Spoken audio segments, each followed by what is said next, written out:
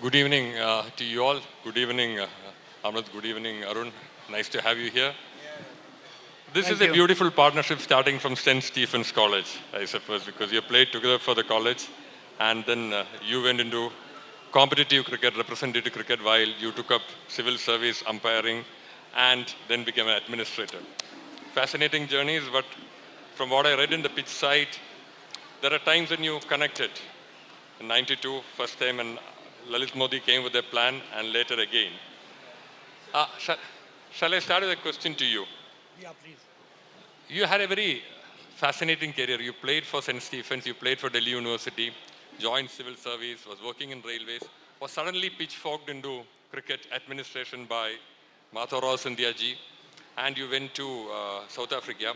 But most of the time, you had a very solid interaction with the media, whether it's a tour of South Africa where you're a full-fledged manager, or later on when you were the media manager. How has the relationship between the players and the media changed over the years? Well, I think it's entirely changed. And over the years, there's always this us versus they relationship between the players and the media. In India, the players distrust the media. They think the media is ignorant, the media has an agenda, the media doesn't understand cricket. There is this deadly question called kitna khela hai. So normally the journalists haven't played. So there's almost contempt for journalists. And but previously there was some kind of a rapport. People, the media and the players had contact. They would meet professionally. They would meet socially. But all that has changed now. The Indian team is perpetually in a bubble. The media is kept away. So the gap between the media and the players are on two different sides.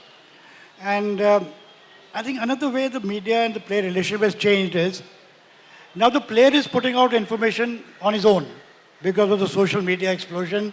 He wants more likes, he wants more followers, he wants his brand equity to increase.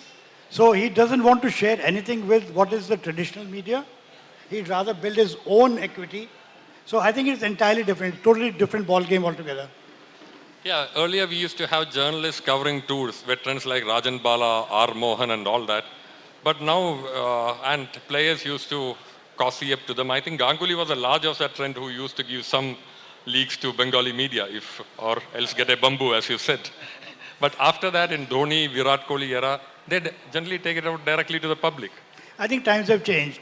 And there was a time when you mentioned Rajan Bala, K.N. Prabhu, others who were real giants in terms of journalism. And I think Dada was the last cricketer, popular cricketer, who had a huge following with the media. You know, there used to be about 15, 20 journalists on tour just to keep track of Dada. I think those times have changed. Now, as I said, the gap between the players and the media is huge.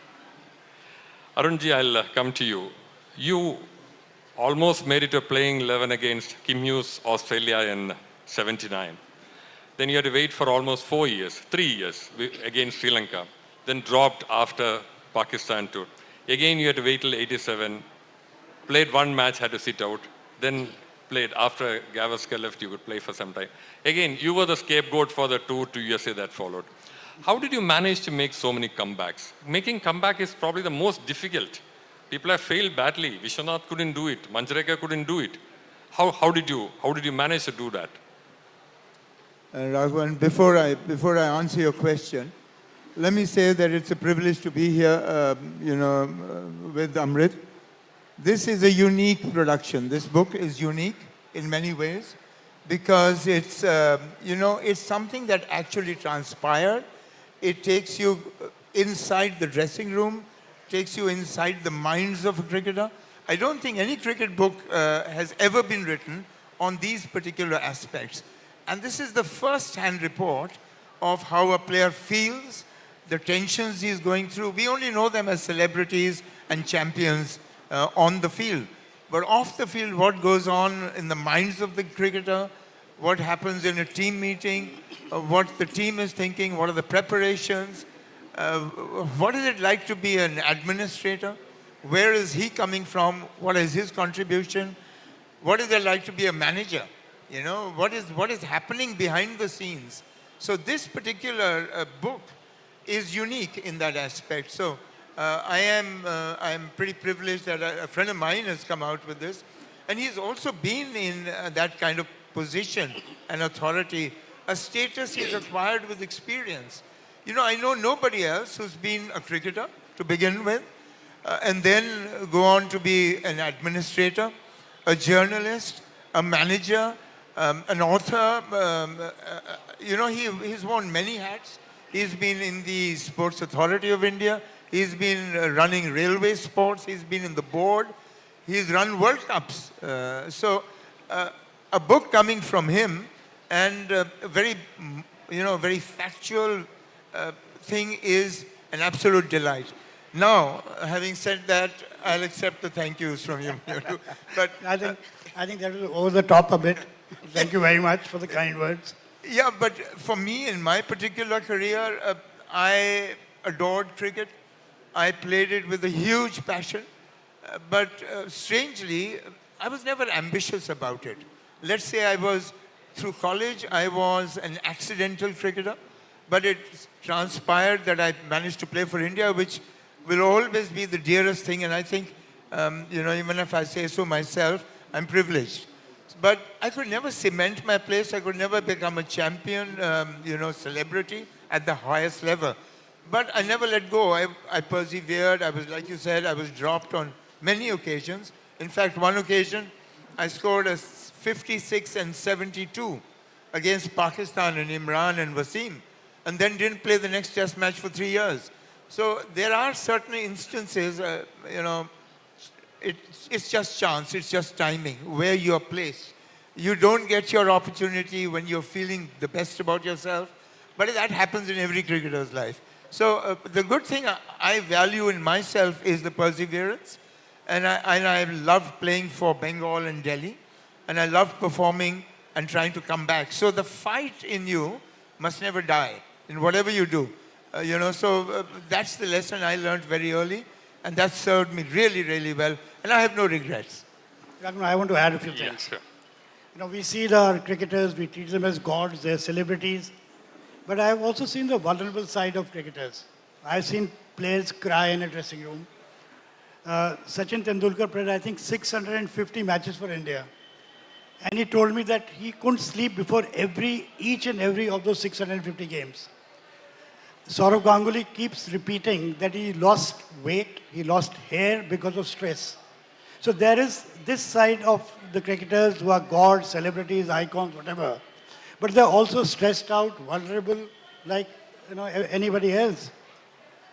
Also, don't forget that we've been playing Test cricket for 92 years now, 94 maybe.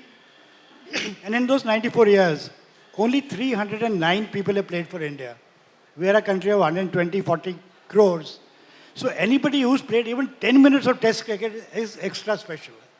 Only 309 people in 92 years in a country of 120, 140 crores. So anybody who's reached there has reached there with a lot of hard work, sacrifice, gift, talent, and Mr. Lal is one of them. And don't forget that Mr. Lal has made 10,000 runs in first-class cricket over 20 years with 30 hundreds. So that's an exceptional level of achievement, and we must celebrate our cricketers. At the same time, I don't think anybody is God. I think that's going a bit jada ho gaya. Nobody is God. They're exceptionally gifted athletes. They give us joy. We follow them. We celebrate their success. But God, what rehne do? Wo nahi. Okay. Thank you.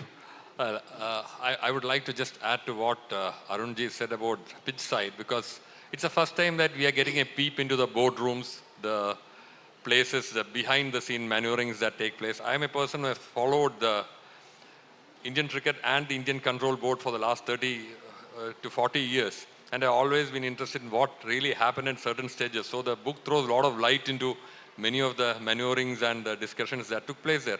Similarly, what happens inside the dressing room? Yes, as an umpire, I have seen that players are fragile, brittle, tense, anxious.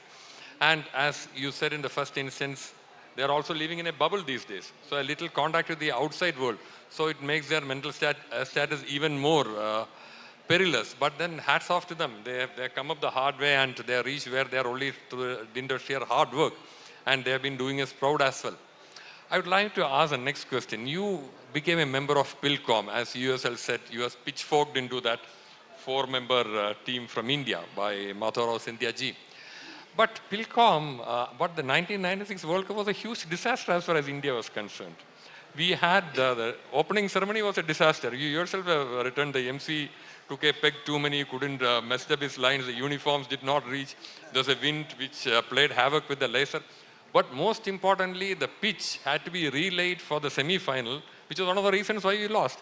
In any other organizations, in government, in private, the boss would have lost the job. But Dalmia went from strength to strength. Can you explain this sort of contrary? Before he answers that, yes, it was a disaster, like you said, but the pitch had to be relayed. But that's not why we lost. I thought we won the toss and we fielded. Yeah, so there was something there. So that's one of the big things, big decisions a cricketer makes, and sometimes they don't pay off. Absolutely, but what I'm trying to say is that it was not a World Cup semi-final quality pitch, which was our responsibility to create, which we didn't. From that angle, it was not good. So why didn't it happen? So you can throw some light on that. Listen, we can keep talking about pitches. We can talk about Cape Town. We can talk about the pitches in India where matches end in 2 days. So I think that's a different discussion altogether. PILCOM in 1996 World Cup was special for 2-3 reasons. Firstly, it again got India, Pakistan, Sri Lanka, and the so-called Asian bloc together in the ICC. So there is a context to the power dynamics of cricket worldwide. Secondly, it changed the economics of the World Cup. And don't forget that after PILCOM, Mr. Dalmia became the ICC chairman. And we all remember Mr. Dalmia for all that he did in Indian cricket, sometimes controversial, sometimes people disagree with what he did. But you have to give him credit for 2-3 things. He was the first Indian who took control of world cricket. Not just as the chairman, but he realized that the ICC is a toothless, irrelevant body. It has no money, it's broke. So as chairman, he said the ICC will take control of World Cups. And the World Cups henceforth will be the property of the ICC, which we will market and sell and make money from. So that's how the World Cups are done now. When we had the World Cup recently, it was the ICC's product. That's what Mr. Dalmia did. The BCCI got a very small amount of money for staging games. So I think you have to give him credit for A, getting cricket out of Australia, England stranglehold, also to change the economics of worldwide cricket. So fine, 1996 wasn't the best organized World Cup. You are right that the pitches were bad, the opening ceremony was a disaster, the laser show didn't even start, the uniforms of the dancers didn't reach. But I think, it was a step forward to get cricket out of England and Australia. So these things happen. And pitches to roji hoti hai. Har time, there's some, the other day, 2 teams landed up for a Ranji game in Bihar. So let's not talk about that. No, it's just supposing it was the Commonwealth Games and we had messed up, the boss would have lost the job. But here he became the ICC chairman. No, he has done a lot of good things. But what you see normally in life is that a person who has done a lot of good things, if he trips up, he's kicked out. Which didn't happen here. So that's probably a point of strength of the cricket fraternity as well. On the similar point, you went to Bengal in the early 1980s when Bengal was not a force. From late 80s onwards, players went to Bengal to get a place in the national side. But you went before that, and you moved from being a middle order batsman to an opening batsman. Why was the shift done? Both. For me, it was a decision I had to take because I was playing for Delhi in college, and then I got my job in Kolkata. Okay. So I moved to Kolkata, and that time the rules were such that I continued to play for Delhi, and then I could not play any cricket in Kolkata. So I would fly to Delhi to play Ranji Trophy matches, and very soon I realized that I wasn't doing justice to either my commercial career nor my cricket. So I had to make a decision, give up my job and go back to Delhi, or vice versa. I stay back in Calcutta and play cricket here.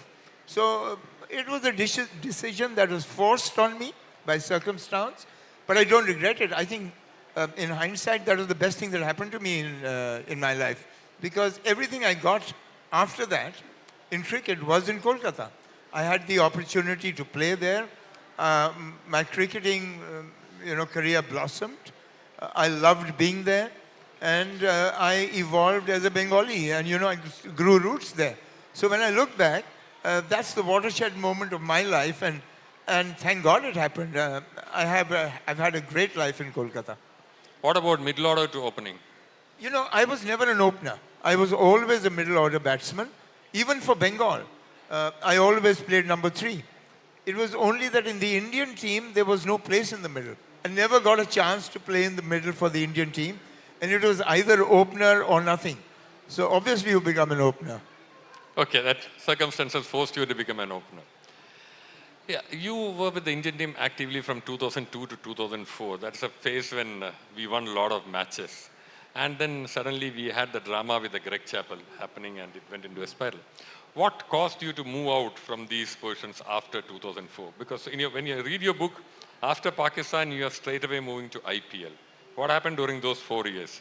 Yeah, because I started with the BCCI, I think, late 1980s or so, around 1990. And in different capacities, I worked with the BCCI. I was a member of the BCCI. I was on various committees. I was manager. So that association carried on for a long time and very actively till about 2004, 2005.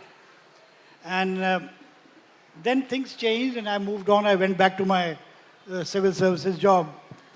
And very soon, the IPL opportunity came, 2008. So it became full-time cricket again. So there was only a minor, maybe 2-year period where I was not actively involved. But my association has been very long in different capacities. And I've enjoyed it immensely. We heard about the role played by Mr. Dalmia in making India and ICC a sort of economically self-reliant. He was also the boss of Bengal cricket for a long time. And one of the few, only photo in his room was of the 89 Ranji Trophy side that won the Ranji Trophy. How was his association with Bengal cricket? Well, he was there. He was always there, and he was the big dada of Indian cricket. He was someone who controlled Indian cricket. We all admired him for that. And his intellect, his hard work, his perception, his vision. So all that we admired. But unfortunately, I have to say this, that maybe he was more consumed in all of this. The larger picture, the larger canvas of Indian cricket. And he left Bengal cricket to others around him. And they didn't have the same, efficiency or passion. And so for a while we felt that, we were being ignored as cricketers. But then Bengal did pretty well. And, I'm very pleased with the fact that Bengal has come up. And currently, I think, my opinion is that we are amongst the top 5 in every format of the game. And the bar was raised by Mr. Dalmia. The whole thing, he was established then, winning the Ranji Trophy in '89. Unfortunately, it's now been, 32, 33 years, and we haven't won it. We've come close. We've been in finals on a number of occasions. But who knows, maybe just around the corner. Yeah. Now, coming to IPL, you had described that IPL is short, snazzy, and spicy.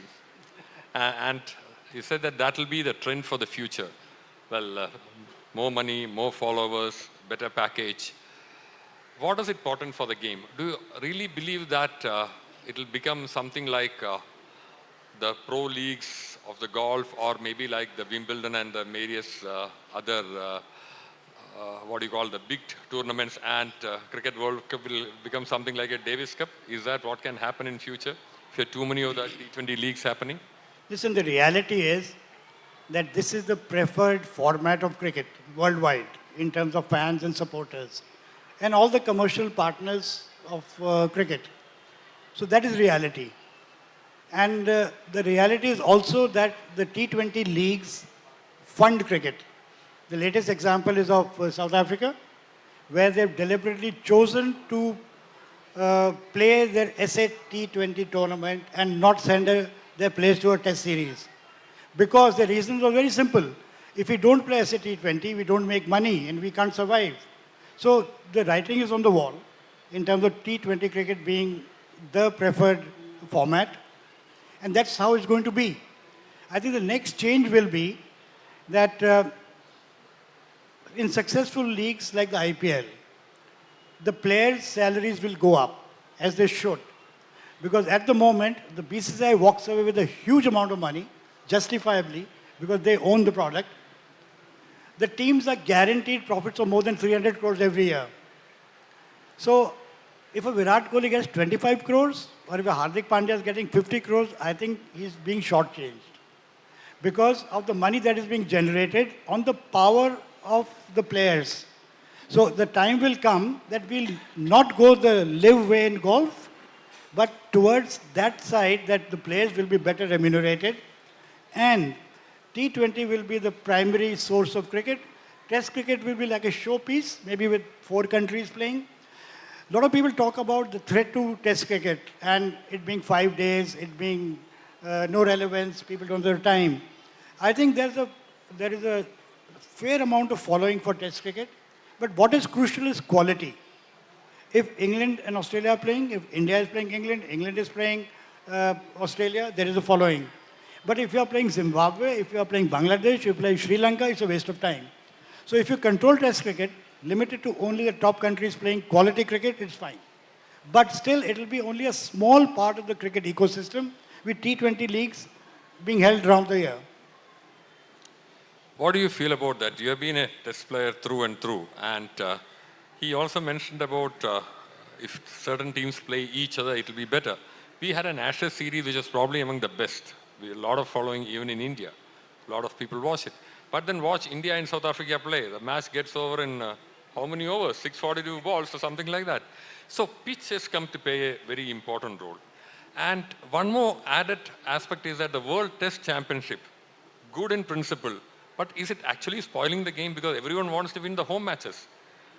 Yeah. So, yeah, a number of insights in that question, Raghavan. One is that what I feel about what Amrit just said, he's absolutely right. You know, you and I may love Test cricket. I prefer to watch one session of Test cricket rather than watch the entire IPL. But that's me. And there are very few of me left in this society. The game moves on due to the requirements of who's wanting to watch it. If nobody wants to watch Test cricket, there's nothing you can do to save it, even if you want to. So time will, like you said, eventually it's going to be 2020, unless the entire shift happens, which I don't foresee, not in my lifetime. So be it. It's just economics. It's just the way it is meant to be. And that is the reality. And I'm okay with it. It's generating huge money. The IPL, if you ask me, I may not enjoy watching it so much, but I enjoy the fact what it's done for Indian cricket. It's made, you know, in our time, again, quickly, we were not remunerated. You'd get 4,000 rupees to play a test match. In my entire career playing for India in 10 years, I earned 2.5 lakh rupees in 10 years. So what the IPL has now done is it's allowed players to make careers out of it. It's allowed players to become huge celebrities. And it's allowed money to be plowed back into the game at the domestic level. The board provides 50 crore of rupees almost to every association from the profits of the IPL, from the surpluses of the BCCI, which goes into making stadiums, funding under-19 cricket, women's cricket, 16s cricket, and right across the board. So IPL has been the singularly best thing that's happened to Indian cricket. So there are different aspects. If you focus only on one aspect, you might not get the full view. I do believe, and that's pretty radical, that IPL is a watershed moment in Indian cricket. And Amrit will tell you that, you know, the man behind it is now persona non grata. For various reasons, I won't go into it, but Lalit Modi was probably, if not for him, we wouldn't have had the IPL. Nobody had the vision or the perception or the insight or the understanding or the will. Nowhere in the board did anyone ever foresee something like this. I'm sure he can spend more light on it. I'll ask you on that. I thought I'll come to that. It's a rather controversial topic because, as you say, both of you knew him quite well. To add to all the qualities, I would say nobody has the audacity also to think something so big and make it happen. But then why did the whole thing happen? Was it just the sheer arrogance of one person causing it, or was it something deeper? I think before we go talk about Lalit, I want to point out two things which he referred to in an indirect manner. Test cricket is obviously, we love. It's a great challenge, it's great to watch. And people are remembered for Test cricket, not for one day or T20. Somebody said IPL is like, or a T20 game is like those WhatsApp messages that disappear automatically. You play a game and automatically it goes away, you don't remember what happened. But look at the economics. You have a Ranji Trophy, which is a national championship. 38 teams play, 1,000 first-class cricketers. The prize money for winning Ranji Trophy is, I think, 2 crores, maybe 5. Have you heard of Samir Rizvi, the UP cricketer? He's played 5 Ranji games. His IPL contract is 8.2 crores. So that's the kind of money, and ultimately it's only money that will matter. If the money is in IPL, the boys want to play only IPL, red ball cricket will be sort of diminished. That's what is happening. So that is the reality today, that all decisions are ultimately financial decisions. The stakeholders decide, the broadcasters, the sponsors, the fans, the cricket boards. So there it is overwhelmingly in favor of, if it's a Lok Sabha poll, IPL has won 500 seats out of 540. That kind of situation. Coming back to Lalit, I think Arun is right that it wouldn't have happened without his vision, without his drive, without his audacity, as you said. Two things. I worked very closely with him, so did Arun. And 2 things always stood out about him. One, he was very clear that it has to be something of the top quality. We talk very loosely about world class. He said, don't even think of anything in India as a benchmark. We are looking much higher above that. So it has to be positioned as something far superior to whatever is existing. So that was his vision of the IPL. The other thing was that he had the drive and the capacity to execute what he wanted to do. That's the difficult part. You and I can sit and think of the best ideas and the best formats and everything, but to actually make it happen on ground, Lalit actually looked at every small detail of the IPL, the quality of the invite, the ticket design, the look and feel, the branding in the pavilion. So that kind of detail and to deliver that superior product, I think is a huge achievement. And all that is happening in terms of the commercial success is also because he believed in those numbers. When he first talked about the IPL and said, "Itna paisa aayega television se, itna sponsor se aayega," we thought he was crazy. I remember a meeting where a senior board official said, "Mr. Modi, you're living in a fool's paradise. Don't waste my time." And the meeting got over in 5 minutes because nobody believed those numbers. But Lalit was completely convinced that those numbers are valid, and that's how it's happened. Today, each IPL team has a guaranteed profit of 300 crores. It's the only business where there's no risk whatsoever. Each year, and that 300 crores will only grow. So I don't think anybody has turned a sporting event to become such a huge commercial success. And look at the connect also. Commercial side and success is one part. Everybody follows IPL. It's a 2-month celebration of cricket every year. And also, the commercial side, well, like he said, only Lalit believed in the numbers. It took him a long while to convince people. When it first happened, how are you going to put in, buy a team for 800 crores or whatever the numbers were, I forget. And today, forget about the profitability of an IPL team. The valuation is something like astronomical. So there wasn't anybody else who actually believed that this is doable. The then prevailing dispensation in the board argued that Saurav Ganguly and Sachin Tendulkar and Azharuddin and all are playing the Deodhar Trophy, and there are not more than 300 people watching it. But Lalit was convinced that it's all to do with marketing, and don't tout your inefficiency to not making it happen.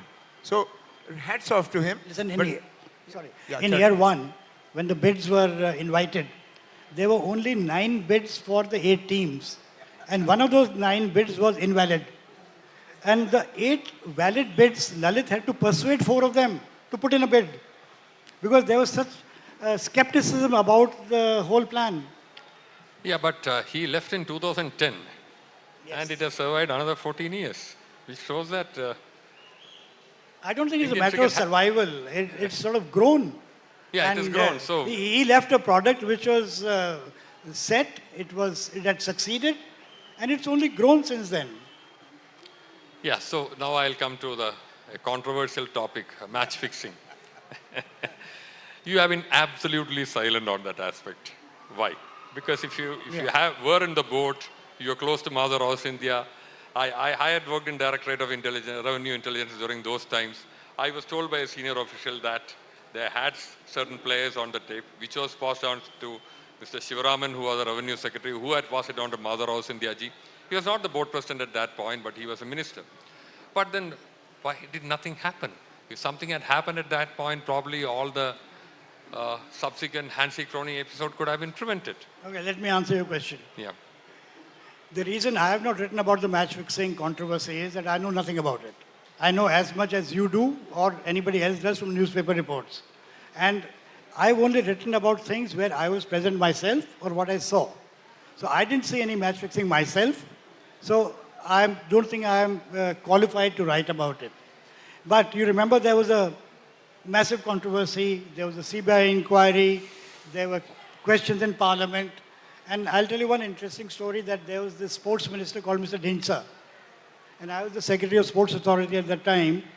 So to discuss this match-fixing episode, he called a big meeting where all past cricket captains, the board presidents, everybody collected, and their views were sought and various things discussed. Obviously, nothing came out of it. And the only comment at the end of the day was, after all this collection of the greatest people in Indian cricket at the moment, all we found out is that Dhinsa is the sports minister. That Dhinsa is the sports minister. so that was the only outcome of that big, meeting and that inquiry. Also, I want to say another thing about match fixing. I wonder if all of us know this. In India, match fixing is not a crime.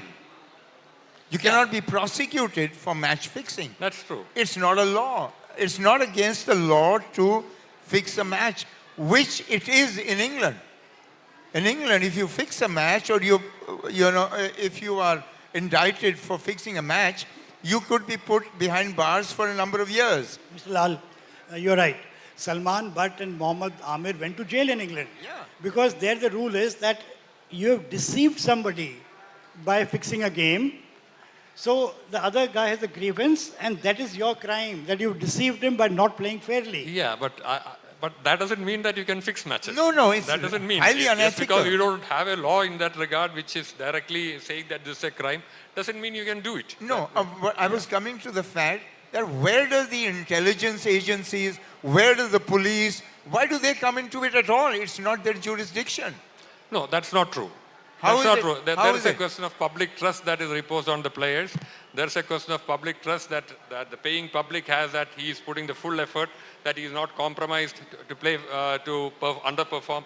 No, that is something which is a... But they cannot be prosecuted. No, that's an entirely different thing. There are matters in which it's not as prosecution, but as certain other this thing, you can still do it. We are cheating. By underperforming, you're cheating. No, you're right. Yeah. You're right, but it's a moral violation. Yes. It's not a legal violation. That's the whole this thing that is coming in. So Which I think should now be looked at.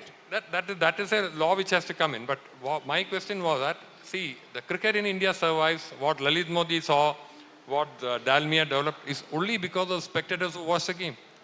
The day they turn off the TV sets and decide we will not watch it, this will collapse. No, fair point. Fair point. Absolutely. You shouldn't give away or lose the confidence. In fact, but for Lakshman and his 281, things would not have changed the way it did. That one day in Calcutta, when they batted through the day, was actually the day that where people started having confidence in the game again. We had lost the first test badly, second test also in a bad shape.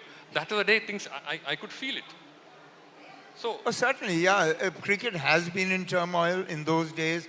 Also let me say that there's a lot of unofficial betting that takes place. And anybody who loses a bet then goes and says that this match was fixed.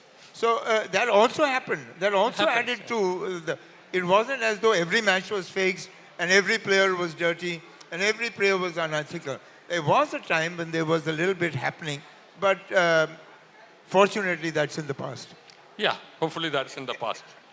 Now I will leave the floor open to the audience. Topic is cricket, sir, please.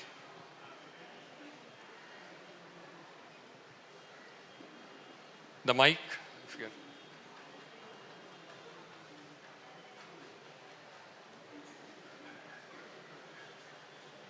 You can take this.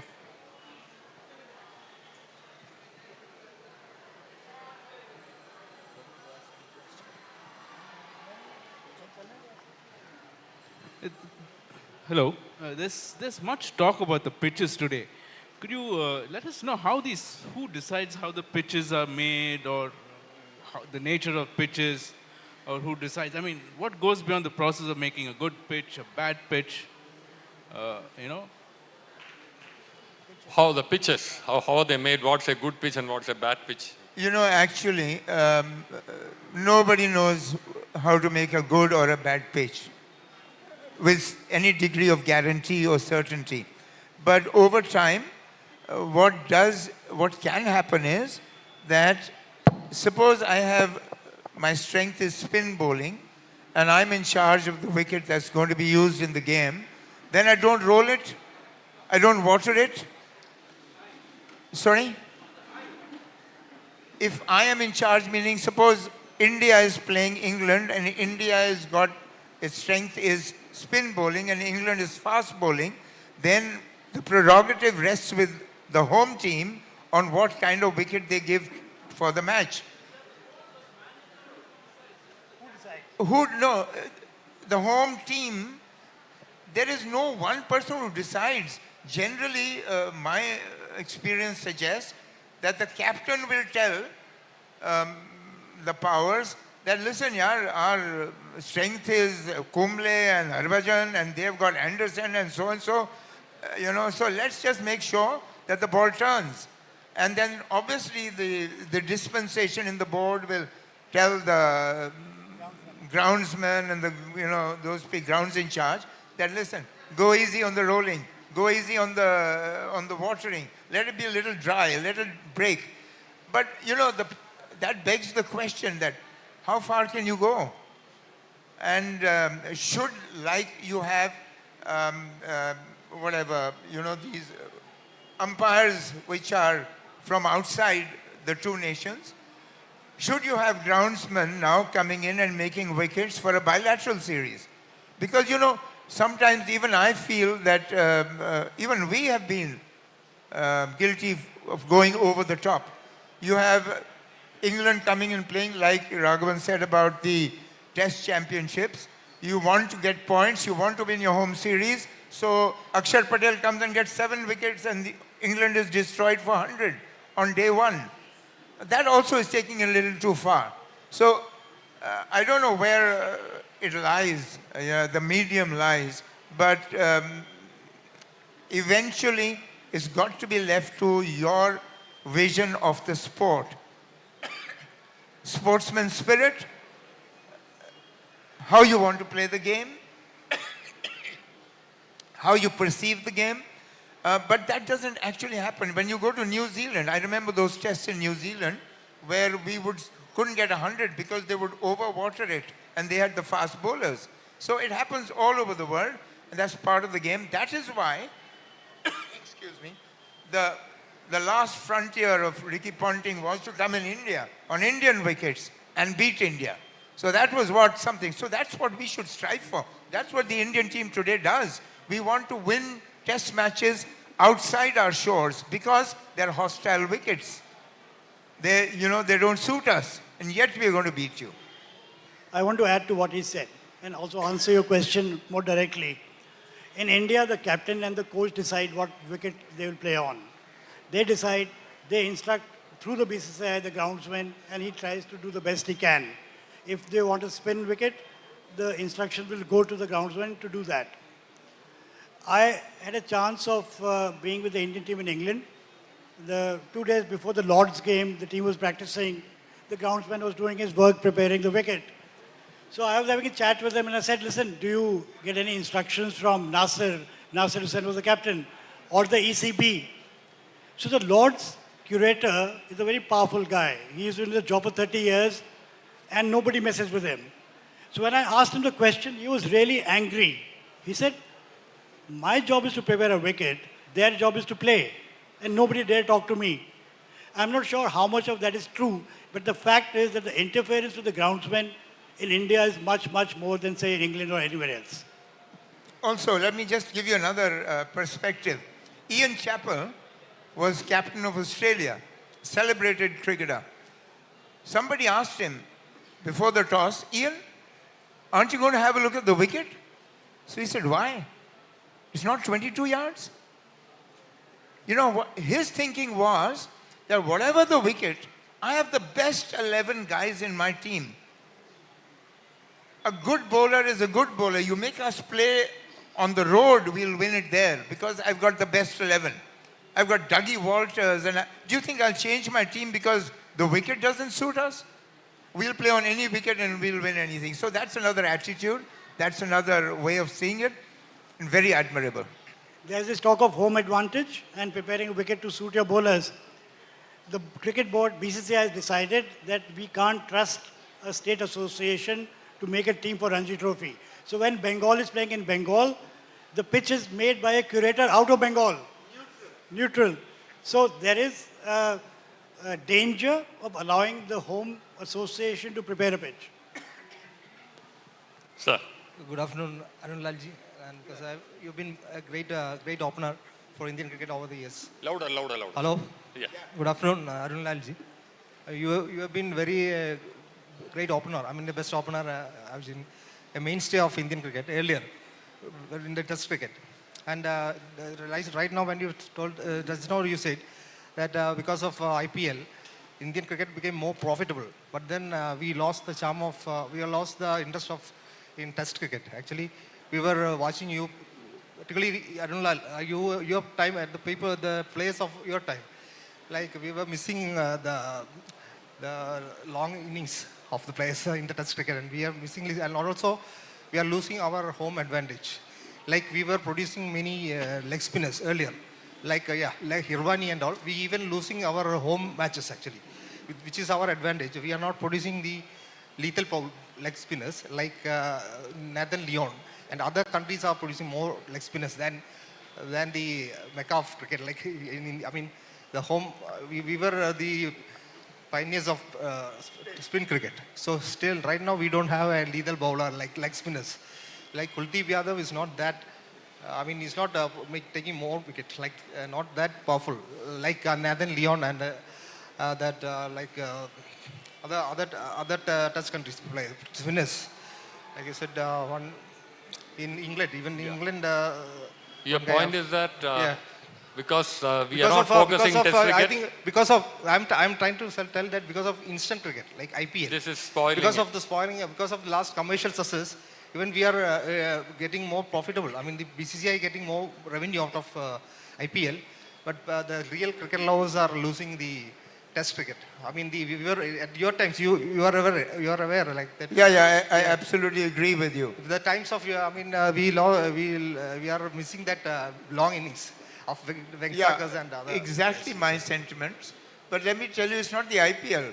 2020 evolved prior to the IPL. IPL is much later than that. And 2020, like Amrit said, is the reality of today. Everybody wants to watch it. Maybe not you, maybe not me. But very few of us, die-hard fans of Test cricket, would prefer watching Test cricket, and we still do. So it's not that Test cricket is over and done with. We're still watching it. So it's just going to carry on concurrently. Obviously, IPL is going to be more profitable, more watched, more desired by people, and that's the way it's going to be.